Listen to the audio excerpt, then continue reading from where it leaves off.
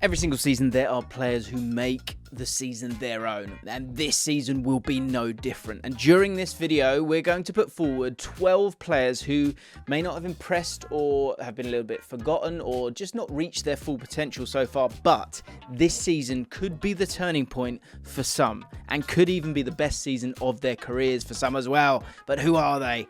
You're about to find out. First up, Leandro Trossard. Been really impressed with him, and it's sort of a case of new position. It's a new me for Trossard as well. Have a look at these two heat maps.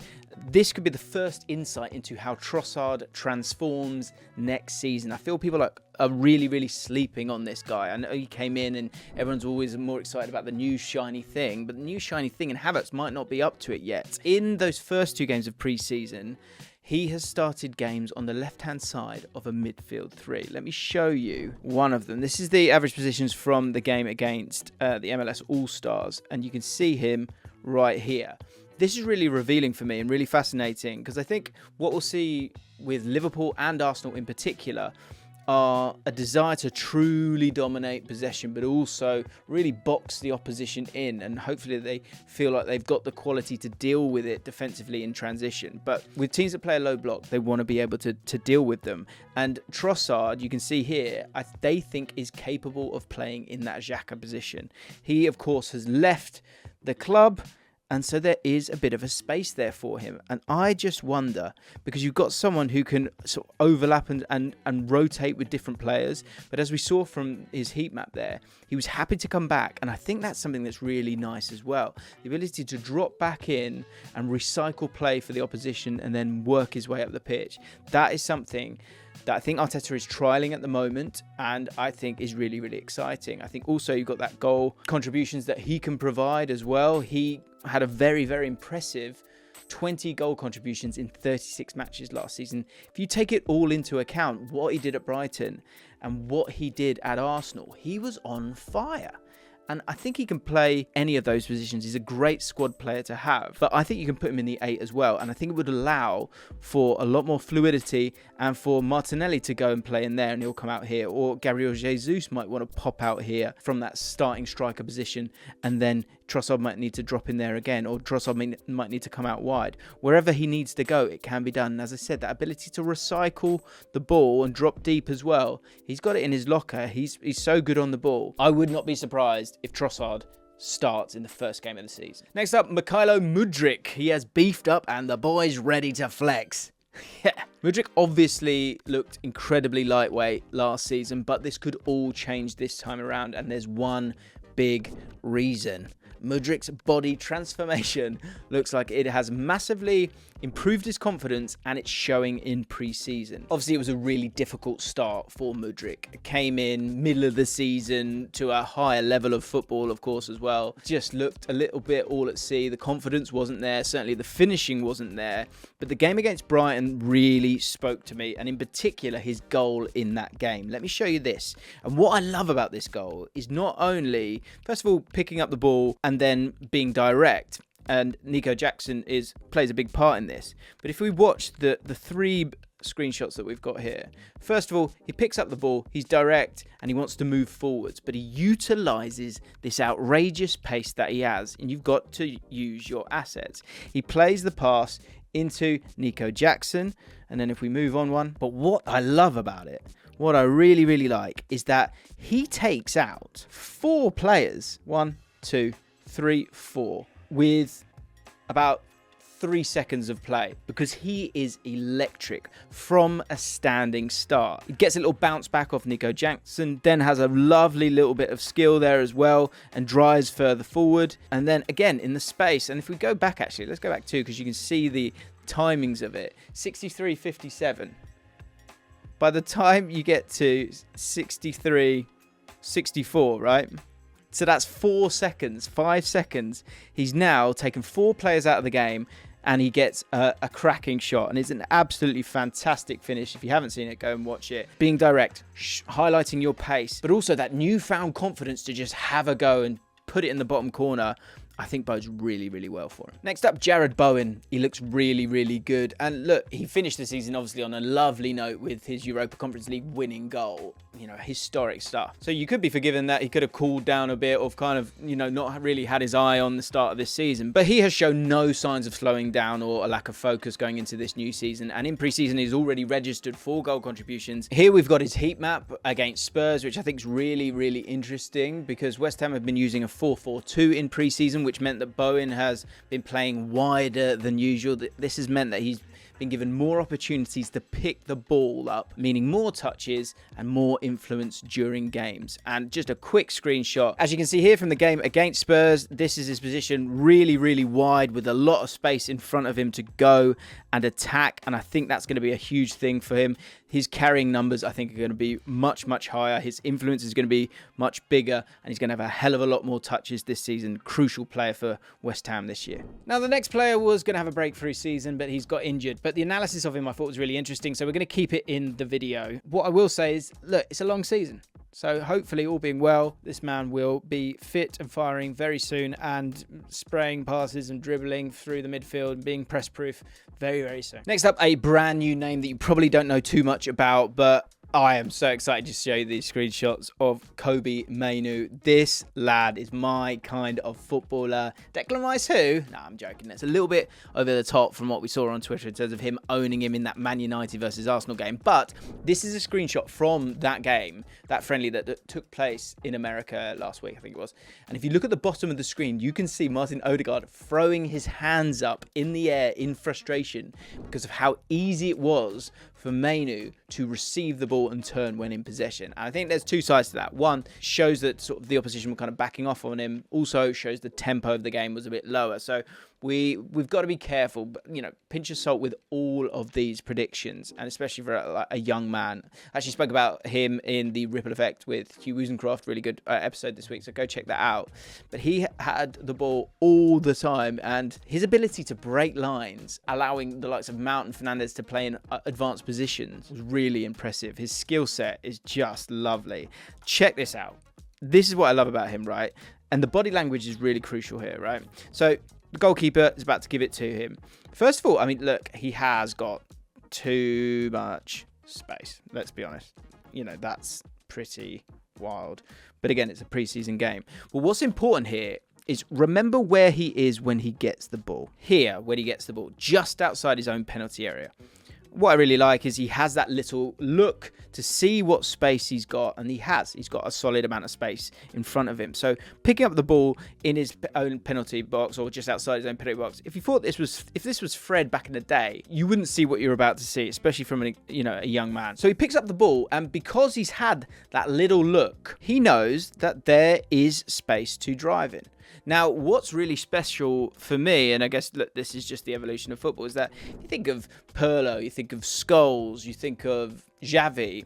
Often those players don't really have much pace. And so what they often do in terms of their passing is they might look to pass from there and play it long. They might want to do that. They might want a little bounce back. They might want to play it wide and let the team move up the pitch. They might want a little pop it in here. Kobe Mainoo is not made from that kind of stuff. He is built a little bit different. He'd had that little look that I showed you. And then he himself is more than happy to drive himself. And he then, whilst on the run, whilst under pressure, plays a pass 40-odd yards into the path of, I'm not sure who that is, right? So he's driven, and as we're focusing on it, so he already had the ball there in the penalty box. He's now made his way up to here, but he's then played a pass, a really long pass, okay? The ball ends up here, and they have the ball, they come back, right? Again, if we're drawing our lines, Kobe Mainoo, within 4 seconds, has driven the team up 60, 70 yards from that defensive single pivot. That's really exciting stuff. What's really important about all of that is the fact that, he's not press proof. Look, he's got too much room there, but when he does see that space, he goes and attacks it with confidence and is then able to play a really nice pass. And if he can continue in that vein and deal with it at a higher level, a higher tempo, that means that Bruno and Mount are going to be able to play much higher up the pitch and, more importantly, not have to drop deep to get the ball and help move the ball around. That's a huge, huge thing that Man United, I think, have missed in the last year or so, and instead of spending loads of money on a guy, they might just have him sitting there already. Speaking of sitting there already, Bissouma. Brighton's Bissouma is back. During Bissouma's last season at Brighton, he averaged 1.7 progressive carries per 90 and was a player that was used to break the lines within a possession-based system, and he absolutely thrived. And when he signed for Spurs, you felt like his ability to break lines would be something that they leaned on quite a bit, but in fact, it was the absolute opposite, with Bissouma being sort of shackled into that more conservative role, which took away all the great qualities that he has. But with what we've seen in pre-season, and with the style of play that Ange is cultivating at Spurs, and we've done a couple of videos on Ange Ball and the sort of Jekyll and Hyde nature of Spurs, and this kind of dips into that. But what I really love is that he's just going to touch the ball a lot, he's going to be positive a lot, and I think he'll put up some really good numbers alongside being the heartbeat of the team. This is a great example of it because of a couple of things. First of all, 1, 2, 3, 4, 5, 6 players already in the box. And so Bissouma, you would imagine, is going to sit tight, right? And just allow for a bit of security. You'll see this next screenshot. So what happens to Bissouma, he's right here. He actually ends up getting the ball and goes on this little jinking run. And again, you've got all those bodies on the pitch. You've got Romero here. You've got Tanganga here. This team is going to go for it. So even someone like Bissouma, who you think might be a defensive player, they're going to utilise his qualities and allow him to be positive. And I think people will really enjoy him this year. David Brooks. Now, obviously, we're all desperate for David Brooks to do well. But if you have a look at some of the training footage posted by Bournemouth's YouTube account, it looks like he's really cooking. And obviously, there's not a player more deserving of being back to their best this season with what David Brooks went through in regard to his battle with cancer. But with his performance in pre-season, you know, this isn't a sympathy pick. He looks set for a massive season for Bournemouth. And if you haven't seen his goal against Hibernian, obviously I can't show you it properly, but again, we'll give you a couple of screenshots. I think it's a goal that you definitely want to go and check out. So here is Brooksy, our boy Brooksy, picking up the ball. Got a bit of space, probably got a bit to do, could drive at the player, but the confidence that he's playing with right now. If we move on to the next screenshot, let me show you where the ball is. There. He's absolutely thumped it. And I just think with Iriola's counter-pressing style being adopted by Bournemouth this season, it feels like Brooks' energy and attack, I think it's going to see him become a crucial member of the side, and his technical ability, I think, will come to the fore this year. Trent Alexander-Arnold. I think we have short memories, don't we, because he has just been so enjoyable to watch in the last 6 weeks of last season and pre-season as well. But he came up under so much scrutiny last season, and I think this new position that he's going to play, I think it's just going to be brilliant for him. You know, there's a lot of evidence out there from pre-season that Trent is going to be playing in midfield, but where in midfield? So last season, when Alexander-Arnold kind of got involved into midfield, he came and played alongside Fabinho and formed a double pivot at the base. But in pre-season, he's been playing as a single pivot. And either way, this formation with so many attackers and attacking movement in front of him is going to mean that Trent's passing range and accuracy will almost... It's going to be a cheat code for Liverpool next season. And he's going to be the source of so many goals, be it the pass before the pass or the pass itself. I did want to show you one screenshot of him just to show you that, because you can see from his position here, he is going to be such a linchpin for this team. He's going to have so many touches, because everyone will be looking to pass into him, and also players can sort of run away from him. A bit like Mainu, as we were talking about. I think we're going to see a lot more of that. Those players that are so great on the ball and people are so afraid of their passing that you're going to have a lot of players really high up the pitch. And we've done a video on Darwin Núñez and why we think he's going to do so well next season. But how many is that? 1, 2, 3, 4, 5, 6, 7 players up there, really high up the pitch. And the reason for that is because everyone's so confident in Trent and his ability to keep a hold of the ball. And he will be utilised throughout. And he will always be the passing option as well if he is to play as that single pivot, because it's on. You know, especially with the passes that come into him as well. And the positioning of Konaté. He is focusing on looking after the space that Trent doesn't have. They're looking to lock on. They're looking to play high up the pitch. They're looking to dominate. And they're looking to get Trent on the ball. I have one hell of a hot take on Trent Alexander-Arnold that I'm desperate to give you, but I'm not going to give it to you just yet. I'm not doing it, okay? I'll give it to you a little bit later, maybe in the week that the season occurs. If you want to make sure you see that. Hot take. subscribe to the channel. But we're used to seeing Trent out here. Now, there's still going to be moments where he goes out there because you want to use that as a weapon as well. But the fact that he's playing so centrally is going to be so interesting to see him affect the game from a very different area of the pitch. Nicholas Jackson for Chelsea. Is Nicholas Jackson? Woo! Do not doubt this guy. This is why you shouldn't doubt Nicholas Jackson, because there were a few questions raised when Chelsea bought a striker for 30 million who had only just completed his first professional season. I get it, but he also only started 16 games for Villarreal. But when he caught form, he looked electric and looking like one of those strikers that could not be contained. Because he was relatively an unknown when he arrived at Chelsea, many were quick to write him off. I get it. But those that have watched him in pre-season now know the real quality that he possesses. So far, he's got 3 assists and a goal and looks likely to make something happen whenever he is in possession. What I've been really impressed by him has been his hold-up play. And the fact that he drops short, he does do that. He's willing to do that. And you saw it with the Mudryk goal. But as soon as he does that, he then spins and goes. Great example is that Mudryk goal, actually. If we go back, he looks to play a pass. Now, I don't have that one necessarily, but it basically bounces off Nico Jackson, who's in this position here. And so he drops deep into that area to just pick up the ball, right? You can see he's already spun as soon as he's played that pass.